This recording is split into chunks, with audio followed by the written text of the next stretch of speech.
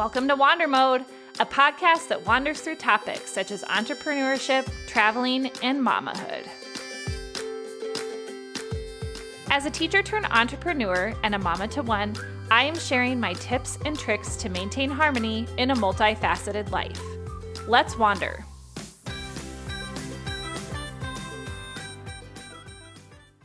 Welcome to another episode of Wander Mode. In the next few episodes, we'll be exploring the multifaceted lives of women from various professions, mostly showcasing the unique ways in which they find harmony in life. So today I am thrilled to have Katie Pullis with me. Katie Pullis is a tarot card reader at Midwest Witchery and Healing, and also works independently through Modern Well in Minneapolis. She combines tarot cards with automatic writing for a truly unique client experience. Katie, welcome to the podcast. And before we dive into your journey as a tarot card reader, could you just share a little bit about yourself, separately of your profession? Sure. First, thanks so much, Julie, for having me. I really appreciate it. This is my first podcast, so I'm super excited. A little background on me. So I was a stay-at-home mom for 20 plus years. And during that time, I was raising two boys who are now in their 20s. As they got further into high school, I started really kind of exploring the idea of what am I going to do next and what is my next phase going to look like, kind of trying to get ready for this empty nest time so that I wouldn't be caught off guard. I'm very much into prepping for things so that they don't freak me out. So I ended up going back to school and getting an MFA in creative writing from Hamlin. My background was in journalism and in writing. And so that was just something that I really loved doing and thought that could be a path going forward. And then as I got more and more into that and kind of discovered the way that industry works and the business side of it, it just wasn't a really good fit for me. So it kind of brought me back to where I started in this, trying to figure out, okay, what's next? What do I really feel passionate about doing? What am I excited about? I kind of fell into tarot a little bit, during COVID and quarantine as something to spend my time doing. I like to be learning new things. It seemed interesting. So that was kind of the beginning of this movement in my life. Excellent. I love that. So you said that kind of tarot seemed interesting. What were some of the first few things that you learned, if you recall, kind of during COVID that were big draws for you? Was it a certain person that did tarot that you were kind of fascinated by their experience, or was it the concept of tarot itself? Yeah, that's a really interesting question. It's kind of hard to pinpoint exactly, just because I've always kind of had an interest in mystical things from childhood. So that's something that I would be reading about, fiction, nonfiction, just as something that I just generally was drawn to. I think tarot jumped out for me during COVID because I stumbled across some things online that on Instagram or on Pinterest that I thought looked fun. I did end up finding a couple of different websites that I spent a lot of time digging into. So one of them was Biddy Tarot, is a website that does a lot of tarot explanation of the different cards and how to do it. And so I kind of started, I guess, with that, kind of getting an understanding of what this really was. But at this point, I didn't even have my own tarot cards. So, because it was COVID and I was really very diligent about quarantine. So I wasn't going out and shopping. And so it was really just looking at it on different websites. So then after you kind of looked at it on different websites and you learned about some of the basics, how did you decide to go from this is a little bit of a hobby and something that I'm interested in learning to now I think that there's something here for me to also do? Did you have to tap into a particular ability?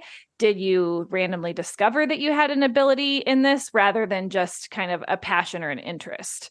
Yeah, I think it really took off when we came out of quarantine and I was able to go out and go shopping, and I went into a store that had a display of tarot cards, and I thought, oh, that would be fun. I should probably get some cards, So I started picking up different decks and they all have different imagery and kind of different vibes to them. Like some are darker, some are more ethereal. And I was just kind of going through everything that was on the shelf, and I picked up a deck finally where I got kind of an electrical zing up and down my arms, almost like, hair standing on end, goosebumps kind of feeling.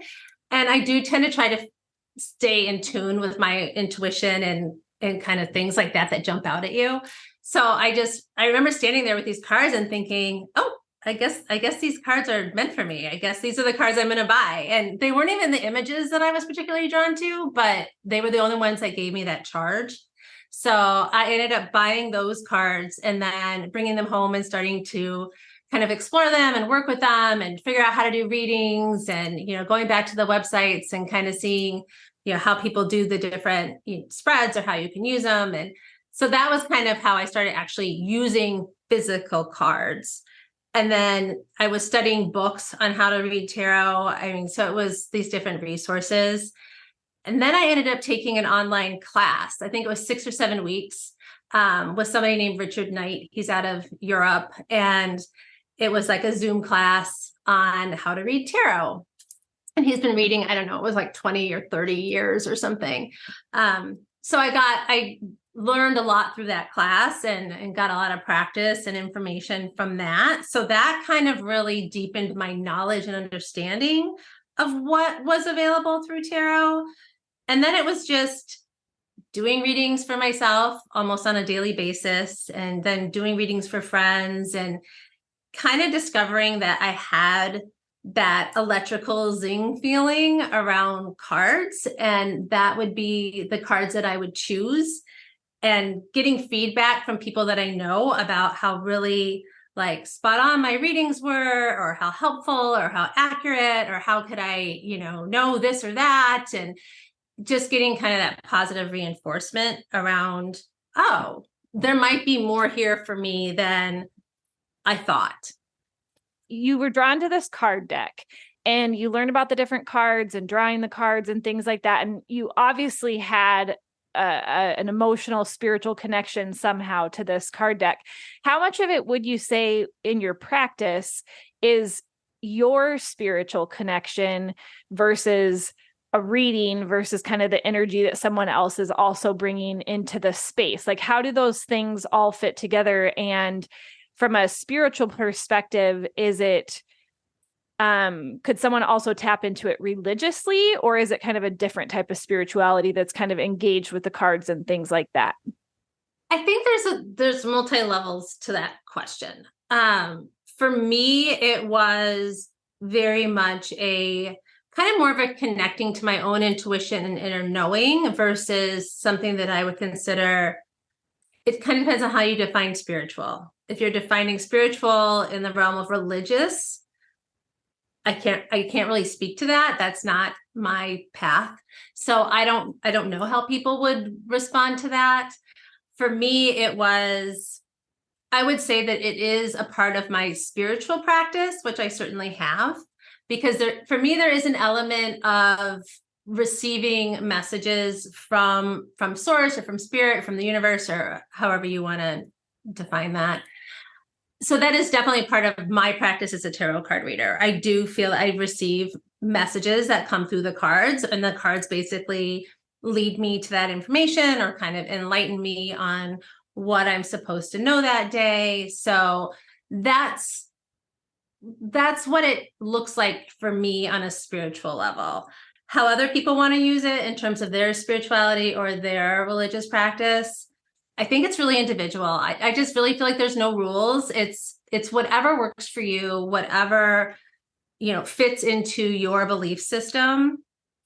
So it's really, to me, it's very open if you're just looking for kind of clarity around things in your life. Or sometimes people have a hard time tapping into their intuition. And I do think that it can kind of lead you to that gut feeling of, oh yeah, that's what I've been trying to figure out, or that's what I've been trying to understand. So it's kind of a tool, I think, in connecting people in that way. Now, in your practice, you also do something that it seems kind of unique, at least from my perspective, which is that you combine it with writing, so automatic writing. Can you tell me a little bit about that and how you ended up attaching that to your card readings? Did it start that way kind of with you from the beginning because of your background with writing, or was that something where you had done some readings and realized that that was like a component that was missing?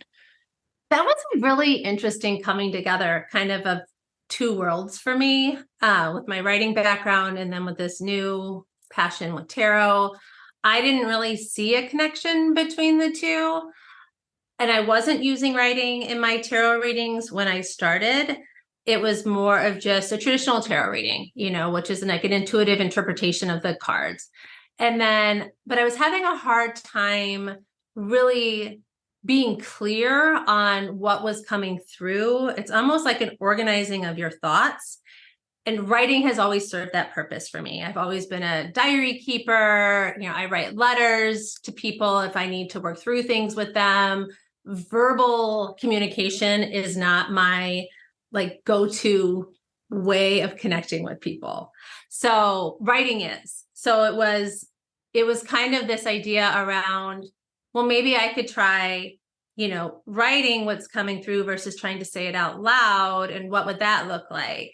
And so I was kind of kicking that idea around. And then I actually have a really good friend who is a psychic medium. And she kind of had an intuition about, this is all going to come together for you. It's your writing and it's the tarot, but they're not going to be separate. They're going to be together some way. And she's just much more well-versed in all this than I am. And she started talking about automatic writing. And she was like, well, have you ever done automatic writing? And I kind of had a sense of what that was, but not super clear.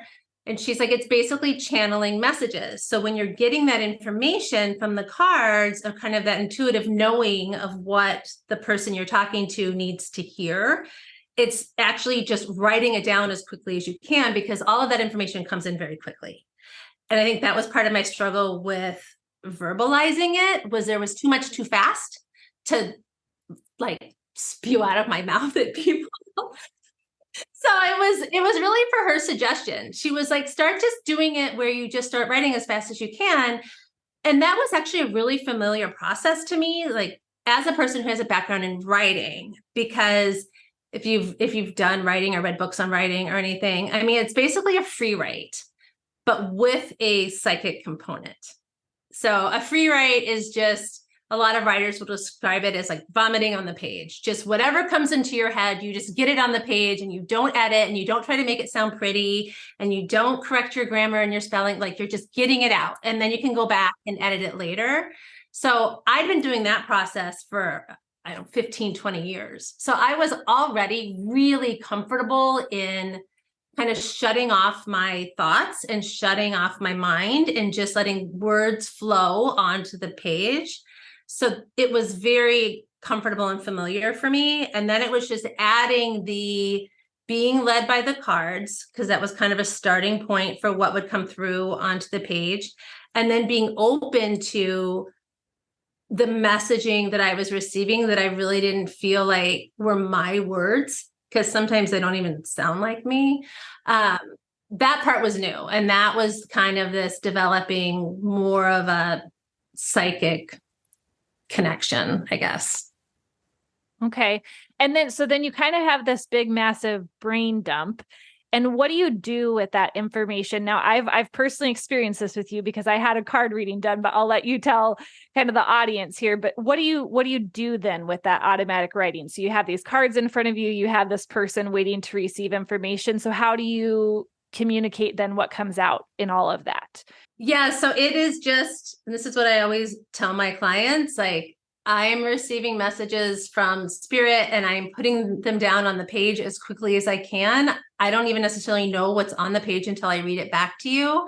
I don't edit it. The spelling is horrible. The handwriting is horrible, and then really horrible. But then after everything comes through and the messaging stops, I've received everything I can receive from source and from the cards, then I stop writing, and then I just say, here's the messaging that came through, and I just read it to the client, and give them a chance to kind of take that in.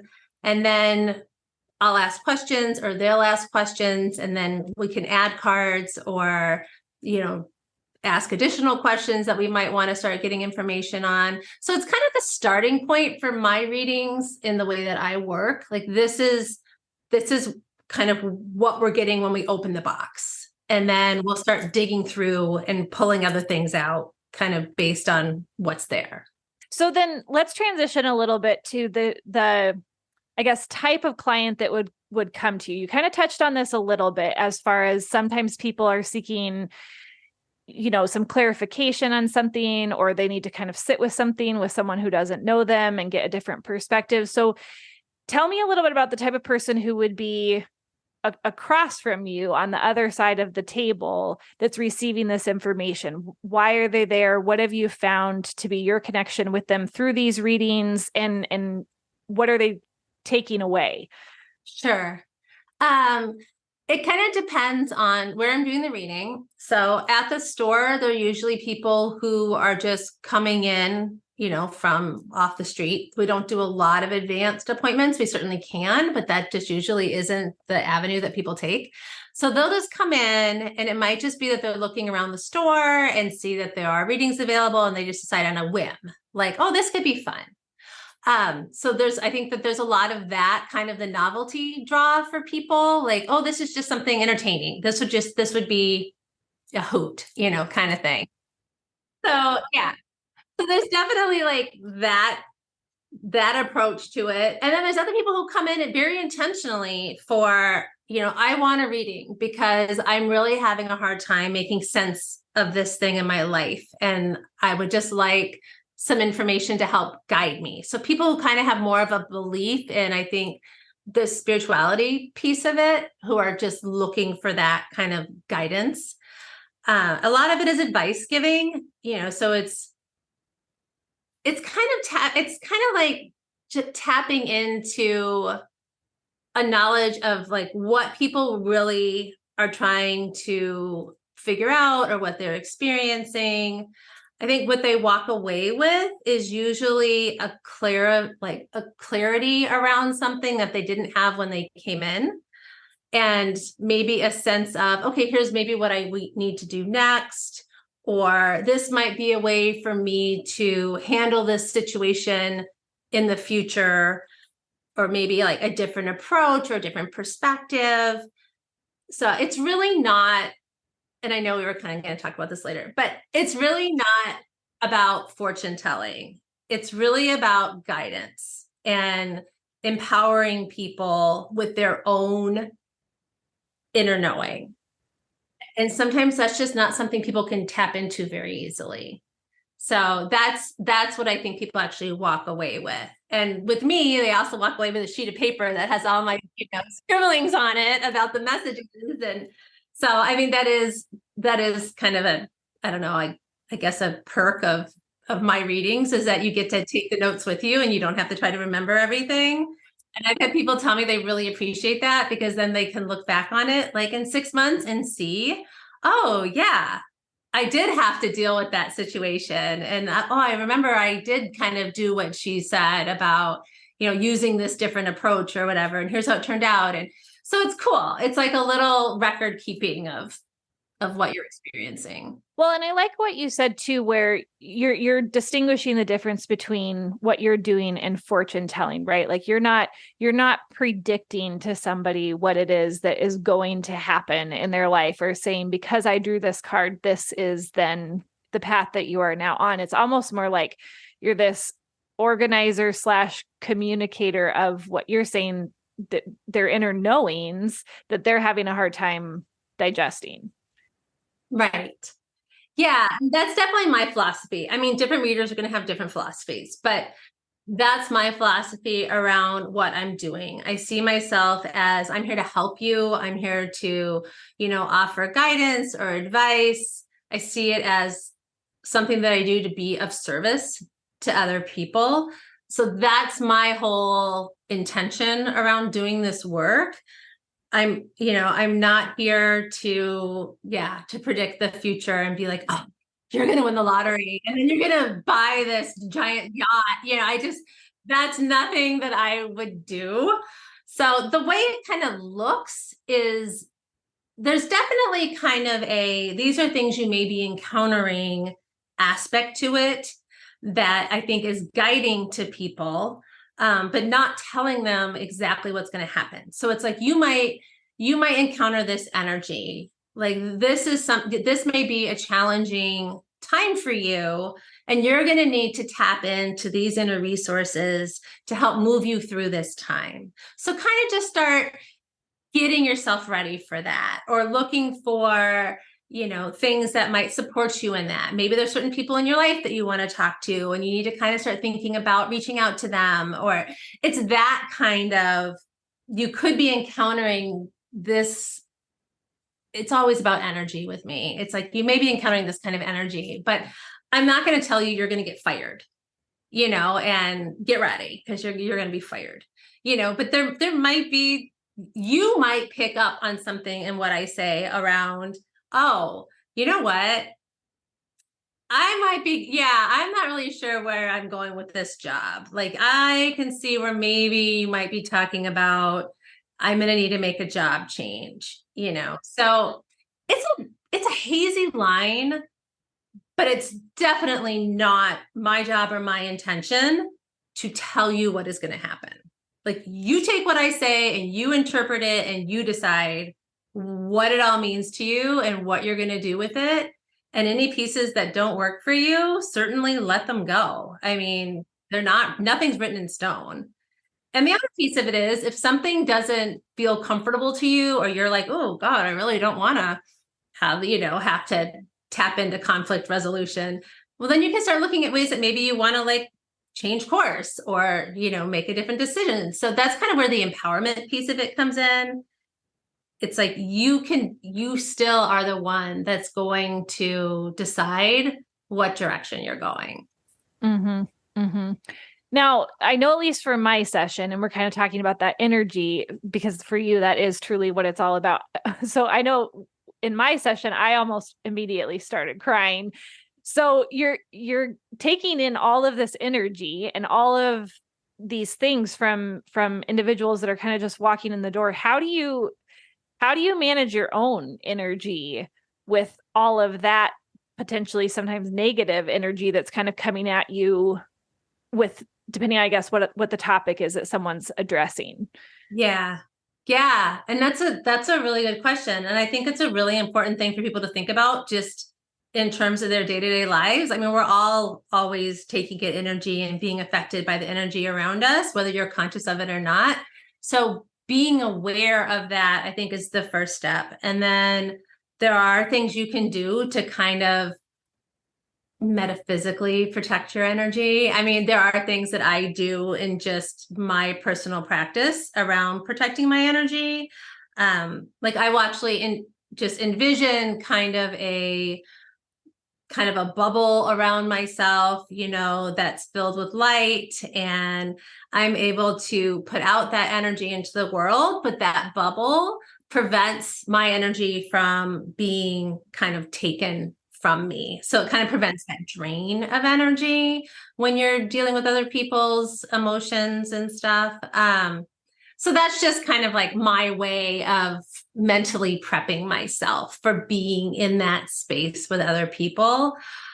Every time someone leaves and this is all kind of just kind of what works for me. I mean, it's a little like, these are just kind of my little things. But yeah, if someone leaves a reading, I will always kind of just say out loud or say in my head, that I release their energy and wish them well, but I am not holding on to anything that's not mine. And I will physically like brush energy off my arms. Like, it's just like a physical release of, I'm letting that go. That's not mine to carry. And it's really interesting, like, how those little like mental activities actually do, I think, help me protect my own energy, because I am very empathetic, and I always have been very empathetic. And so it's very easy for me to absorb people's energies or lose energy to situations. So like, these are really important practices for me, and they do make a difference. I mean, it's like, to the point where when I release people's energy and their session is over, I will often not remember anything we talked about because it's not mine. It's not my business. And so it's not mine to keep. That's how I always think about it. It's like, that's not mine to keep and I'm releasing it. That's theirs to carry. And I'm not, it's not for me. And then sometimes I'll like completely forget what they look like, or it's just, I'm sending them out into the world and there's nothing left behind with me. So but yeah, the whole process. Yeah, like a skill and a process that can really be applied to a lot of situations, right? Like I know even as a teacher, there is a lot of energy in any given classroom coming from all sorts of kids and dynamics from their home lives and everything else. And that is something that, especially if you are, an empathetic person, it is so crucial to figure out what strategies work for you to be able to let go of things quicker so that you're not bringing things home or you're not carrying it into the next class or the next card reading, that sort of thing. Channeling energy, blocking energy, moving on from energy is kind of an important aspect of really any profession, even just interpersonal relationships. So tell me, you've kind of built this tarot card reading profession from the ground, right? What other challenges have you kind of faced where you've had to come up with some strategies to kind of get you through these initial challenges in the early phases of this new profession for you?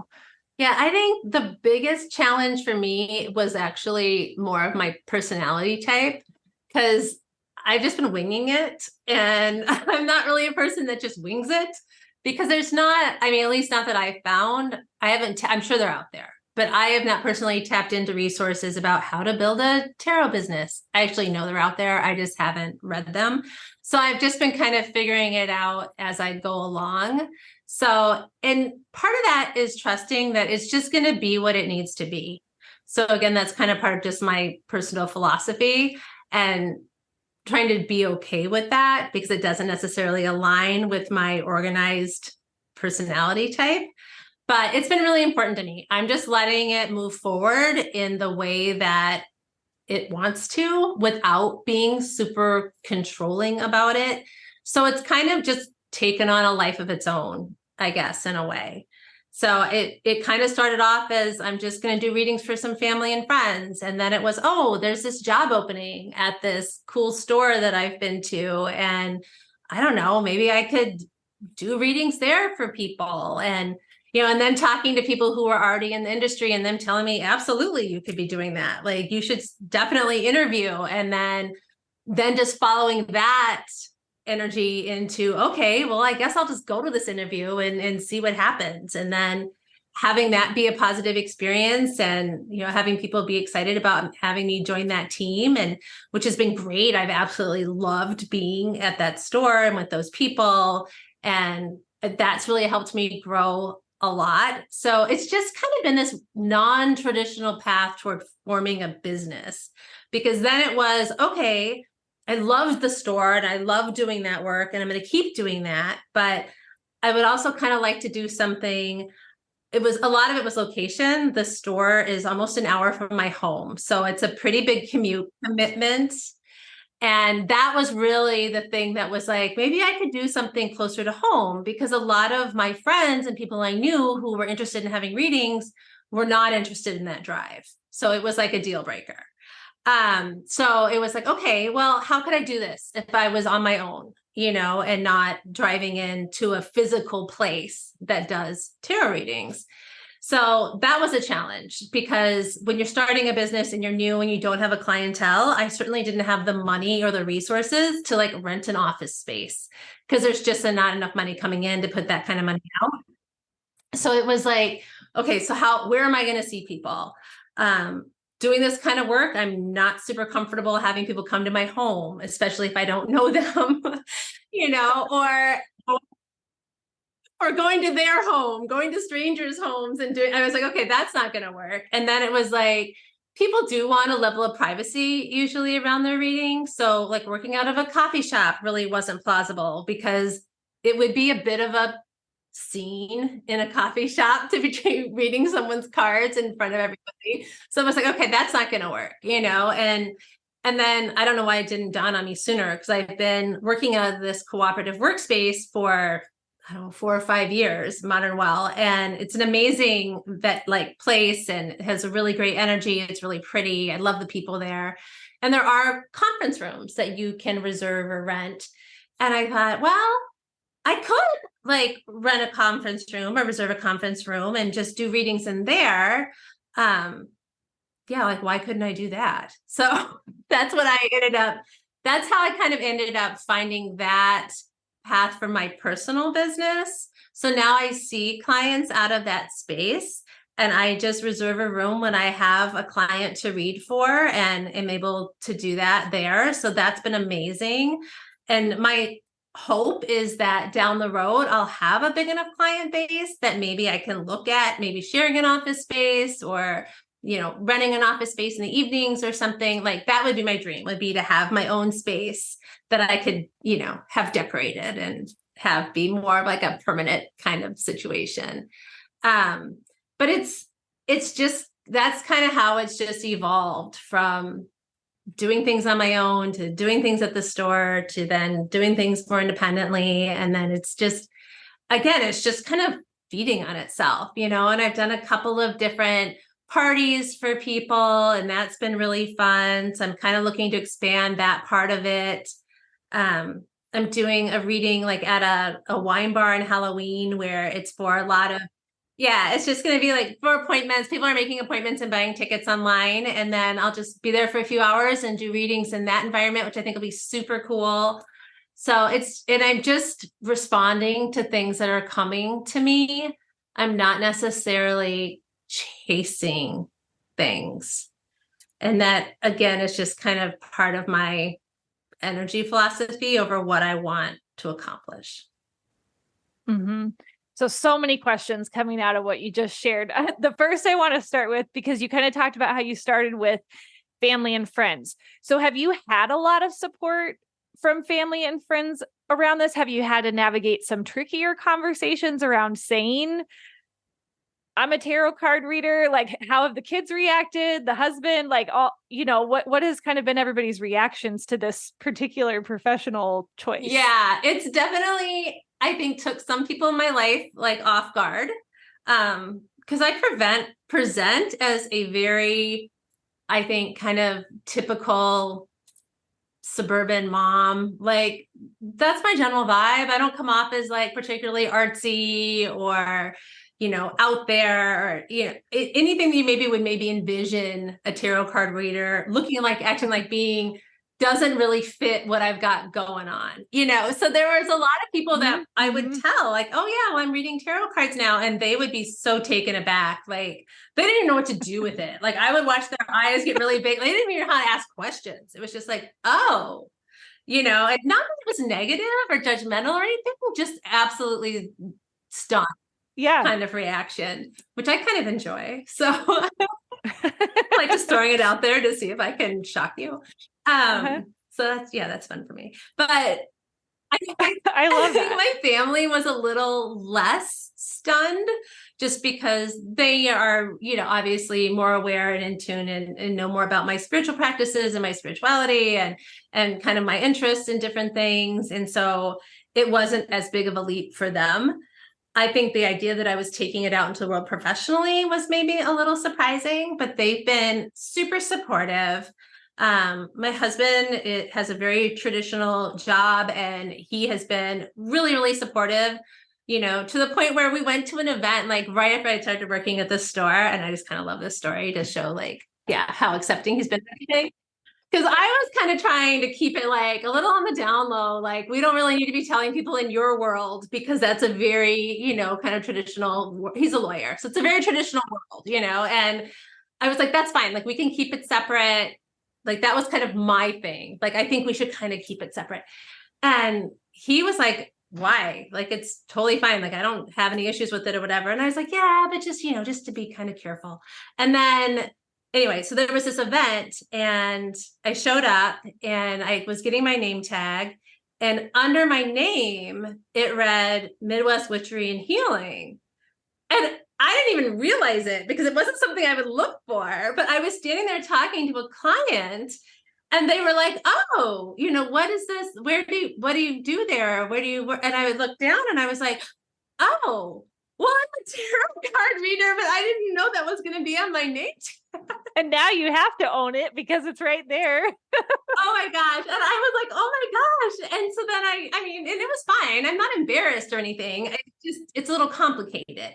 And so I was like, okay, yeah. So I talked about it, and definitely a mix of responses from people in that environment. I would say it was pretty split between the stunned, not knowing what to say look, and then the people who were like all in, who were like, oh my God, tell me all about it. Like, I want all the details and whatever. But the point is, it was really cool that my husband was just completely supportive, not at all hesitant to just put it out there. People can think what they're going to think. Like, I just really appreciated that. And it really helped me, I think, be more comfortable in just owning my truth and not being worried about what people were going to think about it. I think that was kind of a turning point for me in terms of just being able to say, yeah, this is what I do. And you can be stunned or shocked or think it's, weird or whatever.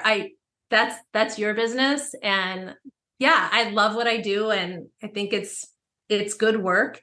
So it was just a cool experience to have him do that. So, but my dad is convinced that I read tea leaves for a living. I've yet to get him to understand that I'm not reading tea leaves, that I'm reading tarot cards. So different reactions from different people in my family, for sure. Yeah.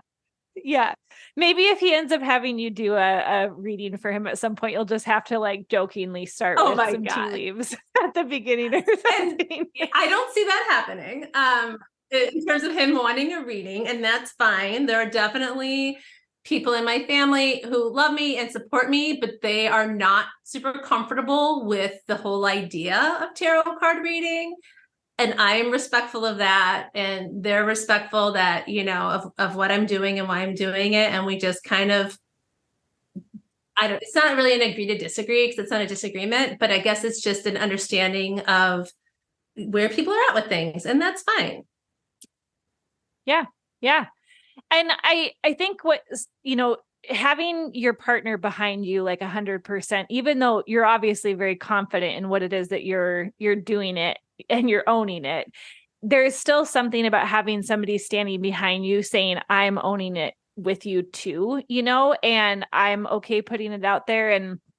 And I know even for me, in leaving teaching and saying what it is that we're doing now, there's often some misconceptions that come into play whenever you tell somebody what you're doing, especially if it's been a change of pace going from stay-at-home mom to tarot card reader, or for me being a teacher and now I'm an entrepreneur. Like, there are some misconceptions that can come along with switching gears, I think, for people and reinventing ourselves. I know for me, like, a common one is that people think, oh, well, you must have started hating your job, right? Like, oh, the kids must have been exhausting. You got tired of education. Oh, education's such a hard profession. And there's all these misconceptions. And I think especially for you in tarot card reading, you touched on it just a little bit, but like, what are some of the misconceptions that you think people have about what you do? And do you have a plan for kind of actively trying to communicate a different message, or is that going to kind of just happen for you organically, sort of like you are developing your business right now organically and kind of letting it come as is? Yeah. Yeah. I mean, there are definitely misconceptions about tarot card reading that I've encountered, and that I think I'm consciously trying to shift for people, just in conversation, just in them knowing me and talking to me and being open to kind of hearing about it. Because I mean, it does kind of, it's that very traditional old perception of tarot card readers as kind of being like circus sideshows, con artists.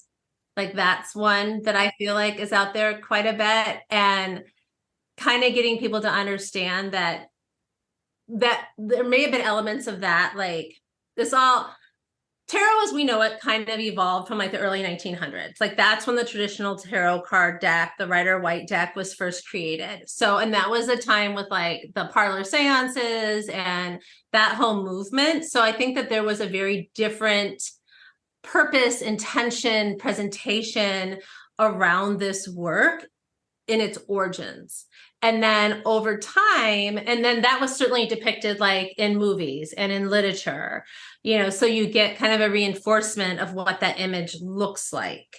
And then if you move into modern day and what I think tarot reading looks like now, in truth, it's a very different, I think, appearance, practice, intention, at least in my experience and the people that I know. And I do know like a community of tarot card readers now, and nobody fits that stereotype. Nobody is doing that kind of work unless they're doing it like for fun or as a job. Like there's certainly ways that you can do that and incorporate kind of more of that theatrical reading stuff, like as kind of a performance type thing. So, I mean, that's out there. But more entertainment rather than a genuine, I guess, conversation with someone. And I think when people are doing that it's very clear that that's for entertainment. Like, you know what you're getting. So I think that's different than somebody misleading someone or trying to con someone in some way. So that misconception, I think, still kind of needs to be diffused a little bit, even though I don't really think it's super pervasive. I mean, yeah. So I haven't ever had anyone tell me I'm a con artist or anything. So I mean, no one's ever told me I'm trying to rip people off, but I just know that it's out there and it's in Hollywood and you'll see it in movies. And so I just make a point of telling people that, again, kind of like I explained to you earlier around my philosophy of what it really is and kind of what it offers people and what people are actually coming to me for, so I don't know if that answers your question specifically. It does. It does. Yeah. And yeah, I think anything that has a history, right? Like tarot, you do have to do a lot of work around changing people's perceptions in order to see it differently and see it for the tool that it can be, rather than someone thinking more like a Ouija board in a movie, or like something like, oh, they're going to draw the death card and they're going to tell me that, in 2 days, my life is over, or that sort of thing. Yeah. And that perception around the cards too. I definitely address that every time I sit down for a reading, especially if people have never had a reading. One of the first things I'll say to them is there are no bad cards. So if I turn over a card that looks scary, because some of the images can look scary, don't think that it's something horrible, because it's always open to interpretation and it's always part of the story. So like if I turn over the death card, that's really about a transformation, a dramatic transformation in your life, kind of an old life ending, a new life beginning. It's not about a literal death. I'm not predicting a death. Like, don't worry about it. I know that even for me going into that reading that I had with you, like, even though I think I'm a pretty open person spiritually and from an energy perspective and things like that, there is still always that like little hint in the back of your mind of like, ooh, like, is something going to kind of, heavy kind of come out in these cards, or that sort of thing. And so I think that's probably a good thing to lead with and tell people not to panic and run out of the store. Yeah, absolutely. That looks it's spooky. Like, there's nothing. And I say this too, sometimes to clients, it's like, sometimes it might depend on the type of reader or who you go to see, like what their personal philosophy is and kind of what their perspective is on things. Like my personal philosophy tends to be, more positive and uplifting and empowering and encouraging. Like that's the energy that I bring to a reading. So that's what you're going to get in what I'm talking to you about. Mm-hmm. So that actually leads me to another question that I had that kind of came up from what you shared, is you have sort of this energy and idea of the way that you want to have this profession be. And, you work at through Modern Well right now and through Midwest Witchery, but what would your ideal space kind of look like? And would you have a lot of returning clients when you talk about kind of that client base that comes and sees you, or would it be a lot of walk-ins? How would that kind of look in your ideal world if you were to build that out a few years from now? Yeah. And obviously I have built that out in my own mind because I'm I'm intentionally trying to manifest that. So I put it out into the world all the time. So I can describe that pretty clearly. One of the first things that I always, this is a funny little thing about me, but like one of the first things I always think about in terms of like the type of space I'd like to have or what that would look like is it needs to be close to a really cool coffee shop. Like that's essential to me. So that is definitely part of my vision. It's like wherever I end up doing this work, it's got to be close to like a cool coffee shop. So that's going to be the first thing I look for. And then, the other things are really very like the energy around the space. Like I need something really light and airy. I'm not the darker or kind of more, I don't know, spooky kind of vibe or whatever is not what I envision for my own space. I mean, I think that can be very cool, but for me, I want it to be a little bit more, I don't know how to describe it other than airy. It's that kind of just like it's bright and it's light and it's uplifting and like you just kind of feel calm and serene when you're in that space. So that's my vision for what it would look like. So kind of like whites and like blues. Like I have an idea. Yeah, I have an idea of kind of what it is. Kind of a smaller space. I mean, so I kind of have like just these details of like what it would be.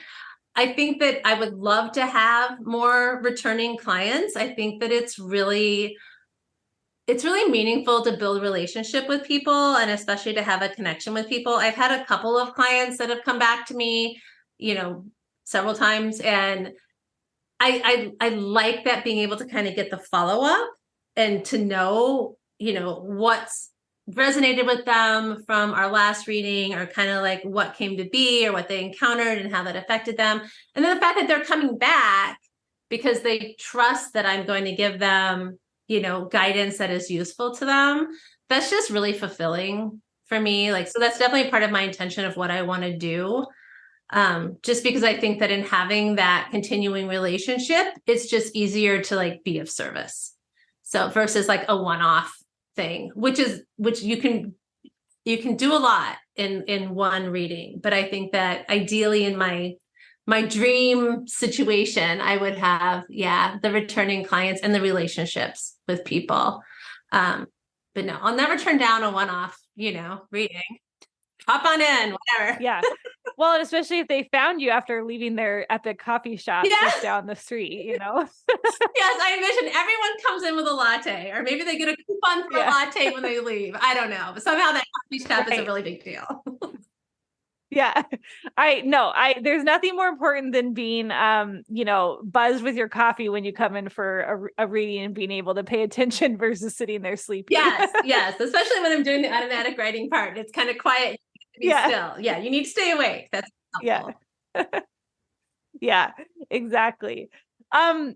So obviously you get a lot of energy and you get a lot back from this profession that you have picked. And one of my big things on my podcast is that, we're all multifaceted, so you're a mom, a spouse, a friend, a daughter, a tarot card reader. What would you say to somebody who is sitting out there right now thinking, can I reinvent myself? Is it too much? Can I take on another thing? Like what would you say to somebody about just like that aspect of your journey in terms of transitioning into something that's so different than what you've been doing for the last, 15, 20 years?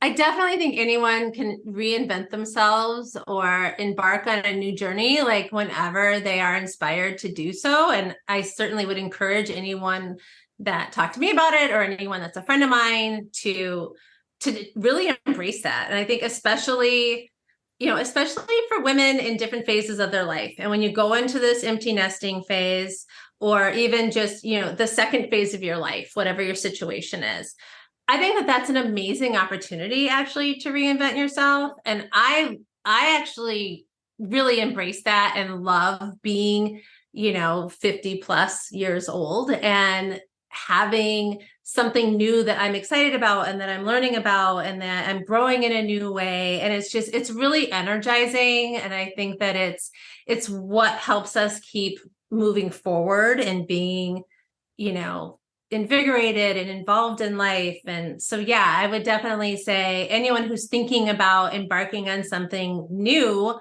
in this second phase of life should totally go for it in whatever way is, practical and available to them. Because, why not? What else are you going to do?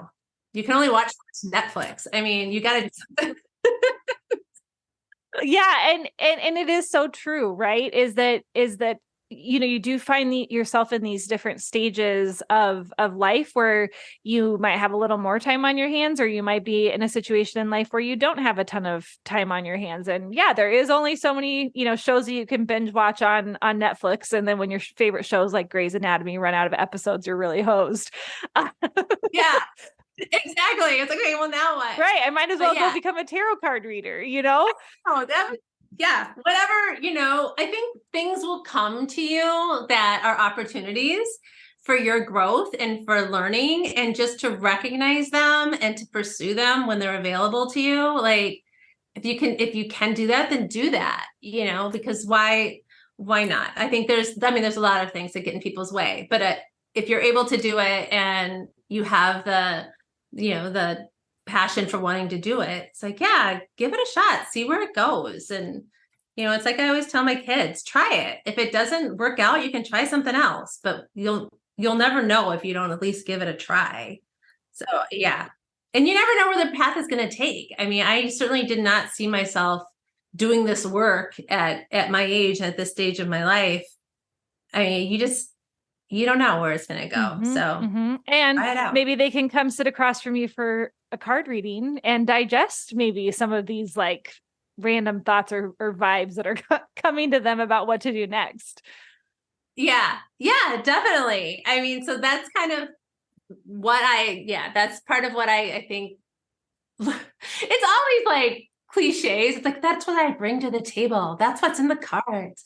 Yeah. So but for me, that is part of it. It is that level of experience and that life experience and being able to offer kind of that guidance to people. And a lot of times it is people who are younger than me. There's a lot of young women that come in looking for direction. And I love that. I love being able to kind of bring that experience and share that with them. And yeah, that's one of my favorite parts of what I do.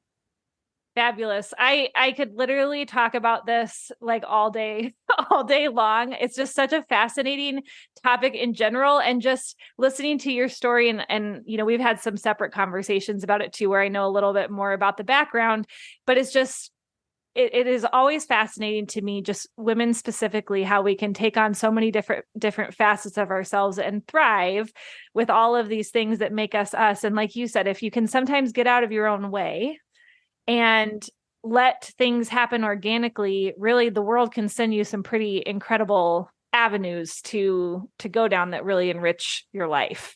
Thanks for being on. And what I will do is, for all those that are listening, I will make sure that I will get information from Katie on where it is that you can find her via LinkedIn or Midwest Witchery, or through Modern Well. I'll make sure to get your information out there. And thanks for listening to this episode of Wander Mode. And I hope that you tune into the next few episodes where I will interview some women in other professions. Thanks for listening. If you wandered to this point in the episode, thank you for listening to the Wander Mode podcast. Please leave a review and subscribe. You can follow me on Instagram and Facebook at WanderModeCo. Reach me by email at julie@wandermode.co. Until next time, wander on.